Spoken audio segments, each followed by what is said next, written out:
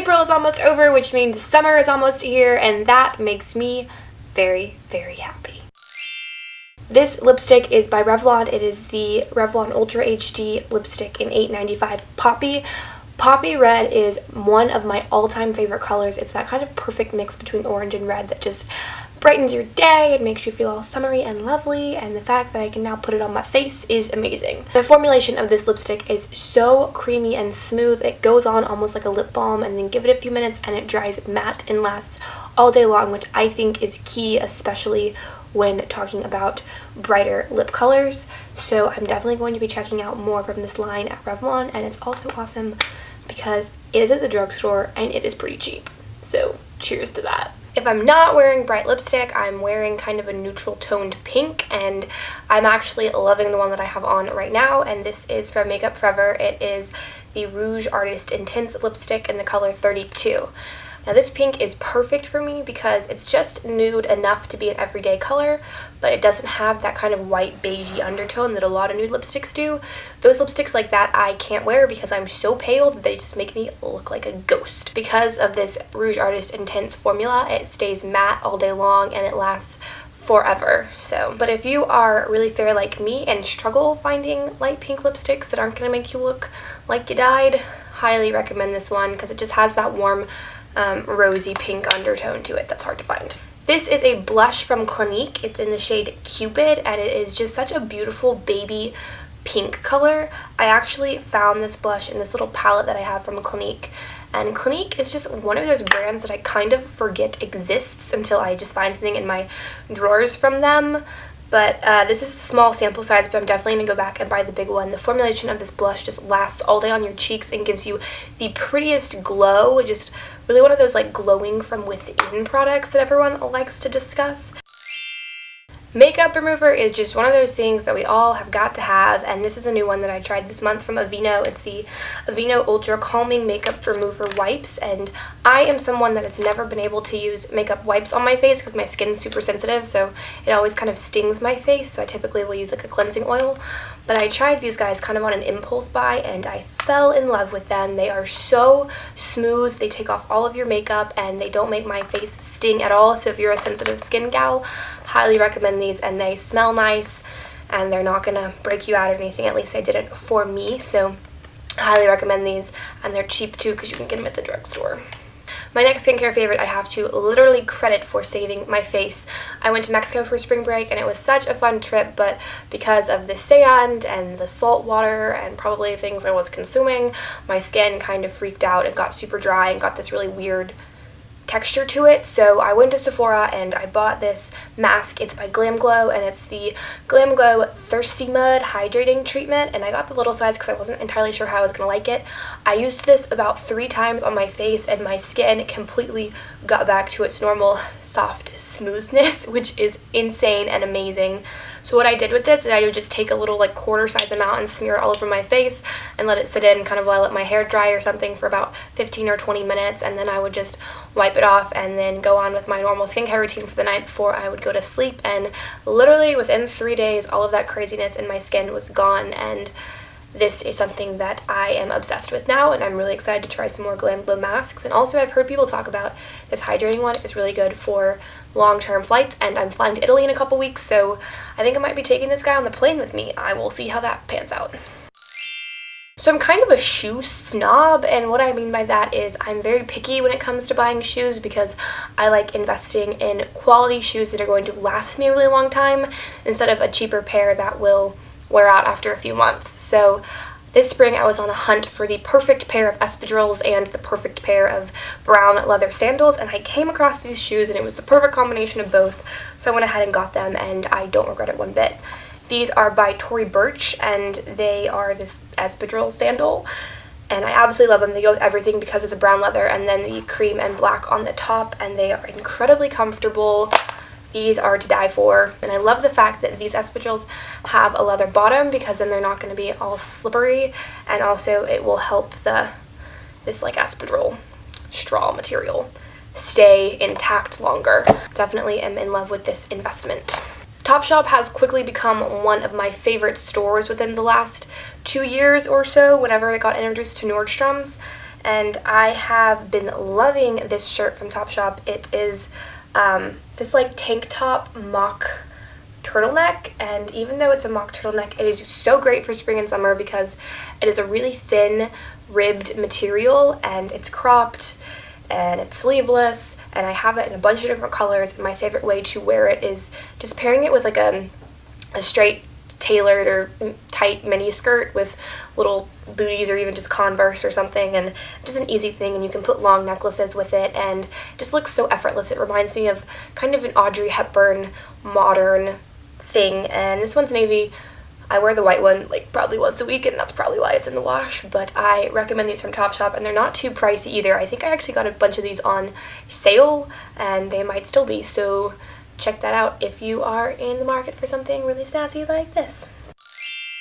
Fitness is something that's really important to me. I cannot go through my day without doing some sort of physical activity because then I can't sleep at night. It's just how my body works. So starting at the end of March, I started doing boxing class, which is insane, and I love it so much. I actually follow Gotham Gym on Instagram, and that is kind of a famous boxing training place in New York. It's where a lot of supermodels work out, and so I was like, well, obviously boxing works. I am the type of person that likes to have a workout that I can improve upon because I'm a very competitive person, so things like just lifting weights or doing Zumba don't really work for me because I just like am doing the same thing over and over again without being able to improve upon my skill set. So that is why I love boxing, and also it's kind of like I can kick your ass. Now, sidetrack from fitness, food is something that I love a lot. Back in February, maybe, my stomach got really weird, and it was just getting really upset after I would eat pretty much any meal, so I really started paying attention to what I was eating and kind of figuring out what foods make me feel good and what foods don't. And kind of in that process, I found this restaurant actually that I love. I probably go 3 times a week with my friend Sarah for lunch. It's called Snap Kitchen, and it is a place that has prepared foods that are super healthy and good for you. They have amazing quinoa and kale if you're into that, so I have been digging that. Oh, and they have these really, really good vegan brownies, and I have to admit I get those quite often, and I'm not vegan, but just because it says vegan I'm like, okay, they're healthy, I'll eat it. This is a book that I got for Christmas from my wonderful dad, and it is called When Character Was King, A Story of Ronald Reagan by Peggy Noonan. Politics are something that I am very interested in and have been for a long time, and Ronald Reagan is one of my personal heroes, so this book is something that I have been really enjoying reading, and I'm not quite done with it yet, but it is a fantastic book. I think it's very important for the young people of our country to be educated on politics kind of on their own terms outside of school, so that we can form our own political identities that don't necessarily have to align with what our parents or our teachers or friends think, and reading is a great way to do that. So this book is one that I highly, highly recommend. And also Ronald Reagan used to do films, so that's pretty cool too. This month I started watching a new television series on Netflix, and it's really old, so I'm kind of out of the loop, but it is Law and Order SVU, and I have really been enjoying it. I am the type of person that loves shows like Scandal and Homeland and Breaking Bad and House of Cards, so I feel like Law and Order kind of fits right in there. Now I totally get why Taylor Swift named her cat Olivia Benson, because she is a badass. On the film front, this was a very, very exciting month because let's wait for it for a sec. The Star Wars Episode 7 official trailer came out, and it was so good. The movie is going to be incredible. Star Wars is something that I grew up watching with my dad and my brother, so it is something in my childhood that I remember very, very clearly, and I like Star Wars a lot more than the average 18-year-old girl.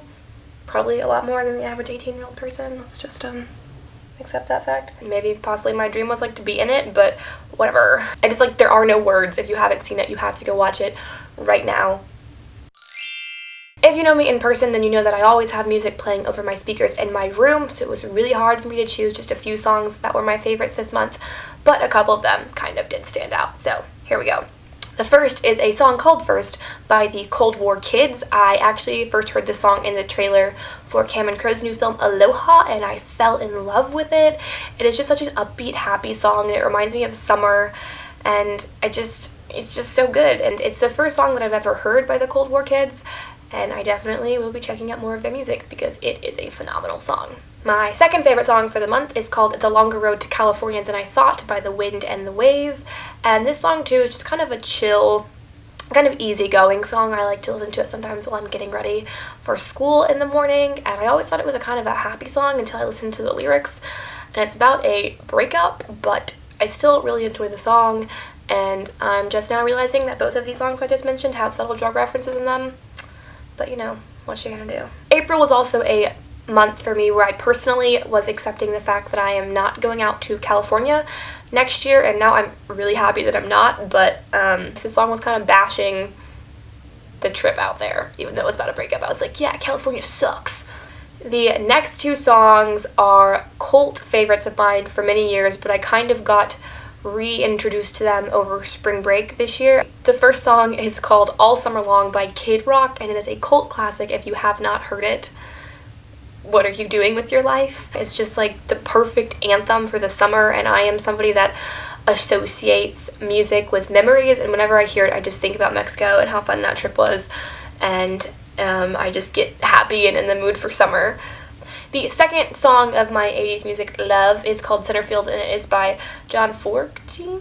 Is that how you say it? I think technically it's about baseball, but if you were, you know, abiding by my English teacher's rules, there's probably some hidden meaning in there that I haven't really decoded yet, because honestly I just kind of sing along. So I'm about to graduate high school in the next few weeks, and with being a senior kind of comes with knowing most of the people in your grade, I feel like, and some other people in other grades. And because of that, and because of spending 4 years with these people, and sometimes a lot longer than that, I've realized that I am now pretty easily able to tell when someone is fully being themselves, or when they are putting on a face or a show for somebody or for something. And I am very much so the type of person that believes in being yourself 100% of the time, even if that means you can't necessarily run with a certain crowd or do a certain thing because you don't exactly fit in there. If you don't fit in there, then you don't want to be there. So one of my favorite mottos this month is to live authentically. I think it's such a great thing to live by, and I definitely try to live by that, and I've noticed the people that I most enjoy hanging out with and being around are people that try to lead authentic lives also. So it's definitely something that I have done for a while and that I hope to take with me as I expand my future horizons. That is it for my April favorites. I thought I had some pretty cool things that I discovered this month, and I hope you guys thought so too, and I will see you later. Have a wonderful day.